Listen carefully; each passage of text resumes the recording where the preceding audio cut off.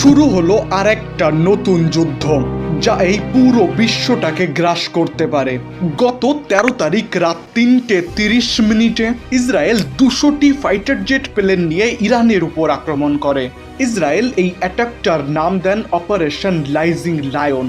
ইসরায়েলের এই অ্যাটাকের কারণে ইরানের 6 জন বিজ্ঞানী, 20 জন মিলিটারি কমান্ডার মারা যান, বিশেষ করে হোসেন সালামি, যিনি আইআরজিসির কমান্ডার ইন চিফ ছিলেন।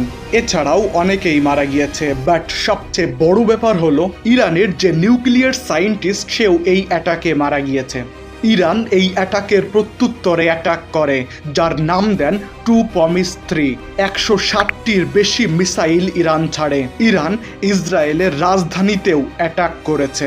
শোনা যাচ্ছে 6টি মিসাইল রাজধানীতে পড়েছে। ইসরায়েলের এয়ার ডিফেন্স সিস্টেম তাদেরকে আটকাতে পারেনি। ইসরায়েল গাজার সঙ্গেও যুদ্ধ করেছে, কিন্তু এইবার ইসরায়েলের বরাবর টক্কর দেওয়ার একটা দেশ তার সামনে হাজির।